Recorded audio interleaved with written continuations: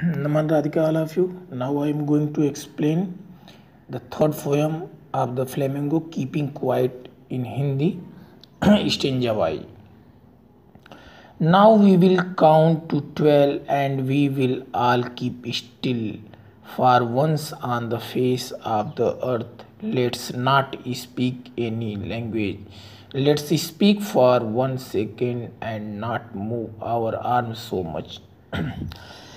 यहाँ पर कवि चाहता है या कहना चाहता है कि हम 12 तक गिने और सभी लोग निश्चल रहें, मोशनलेस रहें, यानी अपने पूरे शरीर को शिथिल किए रहें।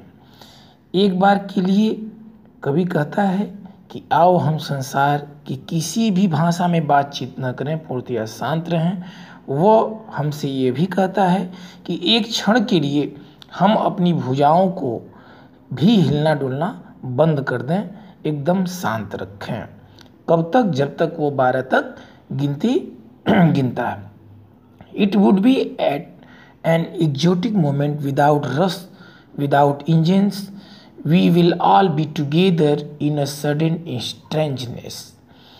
कभी कहता है कि एक क्षण के लिए यदि इस तरह का होता है, यदि हम हड़बड़ी युक्त हशल और वशल का जो हमारा लाइफ सर्किल है, अगर उसको हम रोक के रखें, इंजन तथा मशीनें एक क्षण के लिए रोक दी जाएं, रुक जाएं, तो वह क्षण कितना विलक्षण और मोहक क्षण होगा। तब हम सब मिलकर उस क्षण की तात्कालिक विचित्रता का आनंद ले सकेंगे। आगे फिर कभी कहता है, fisherman in the cold sea would not harm whales and the man gathering salt would look at his hurt hands.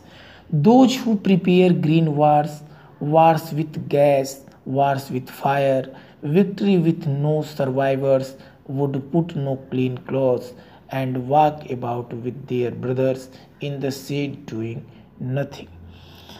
इस स्टेंजा में कवि डिफेंसिव मूड में है, कभी रक्षात्मक मूड में है।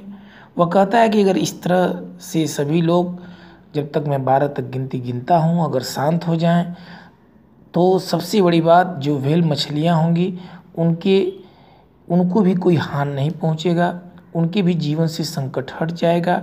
मछुआरे ध्रुवीय क्षेत्रों के ठंडे समुद्र में व्हेल मछलियों को कोई हानि न पहुँचाएं। वह व्यक्ति भी जो अपने हाथों से नमक एकत्रित करता है, अपने घायल हाथों का अवश्य ध्यान रखे और सभी प्रकार की गतिविधियां तुरंत रोक दी जाएं। इस तरह का कवि कामना करता है। फिर आगे कहता है कि सभी प्रकार के युद्ध भी तुरंत रोक दिए जाएं।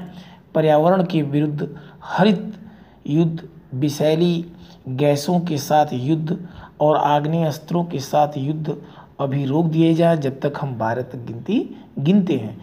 इन युद्धों में विजय अर्थहीन होता है, क्योंकि युद्ध के उपरांत कोई भी जीवित नहीं बचता। युद्ध लड़ने अथवा छेड़ने के बजाय लोगों को अपने सबसे बढ़िया वस्त्र पहनकर बाहर निकलना चाहिए। उन्हें अपने भाइयों के साथ सैर करना चाहिए, अपने मित्र के साथ मिलजुल के रहना चाहिए, आनंद उठाना चाहिए तथा छायादार वृक्षों के नीचे घूमना चाहिए और प्रकृति का पूर्णतया आनंद उठाना चाहिए। इस तरह की कामना कवि करता है। What I want should not be confused with total inactivity. Life is what it is about. I want to truck with death. If we were not so single-minded about keeping our lives moving and for once could not do nothing, perhaps a huge silence might interrupt this sadness of never understanding ourselves and of threatening ourselves with death. इसमें कवि कहता है कि मैं ये नहीं चाहता कि पूर्णतया निश्चलता हो जाए, आदमी एकदम निष्क्रिय हो जाए। ऐसा मेरे कहने का अर्थ न समझना, कभी इस तरह का भूल न करना। कुछ भी न करने का अर्थ तो होता है कि मृत्यु हो जाना। कवि का मृत्यु के साथ कोई संबंध नहीं है। कवि का तात्पर्य यहाँ मृतप्राय हो जाना नहीं है। और कवि कहता है कि हम समझते हैं कि चलना ही जीवन है, हमें सदा ही चलते रहना चाहिए। थोड़ी देर के लिए हमें विश्राम भी करना चाहिए।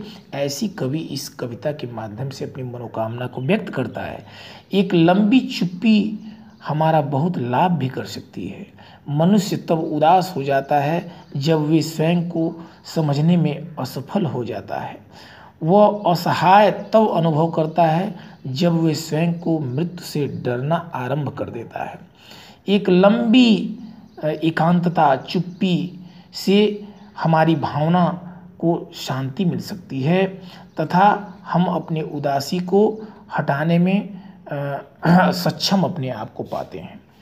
अगले एंड लास्ट लाइन में कवि कहता है, perhaps the earth can teach us as when everything seems dead and later proves to be alive. Now I will count up to 12 and you keep quiet and I will go. फिर कवि अपने विचार को स्पष्ट करते हुए एक उदाहरण देते हुए कहता है कि निश्चलता का अर्थ पूर्ण निष्क्रियता नहीं होता। पृथ्वी हमें शिक्षा देती है और इस तरह की शिक्षा दे सकती है, जब प्रत्येक चीज़ मृतप्राय प्रतीत होती है तो उस समय भी पृथ्वी अपने आप को सजीव और एक्टिव पाती है। कवि हमें जब तक वह 12 तक न गिने शांत रहने को कहता है, फिर वह चला जाएगा। यानी कवि कहता है कि जब तक हम 12 तक गिन नहीं लेता हूँ तब तक के लिए आप निश्चल रहिए, मोशनलेस रहिए, शांत रहिए। उसके बाद फिर अपना सक्रिय होकर अपने क्रियाकलाप को करिए।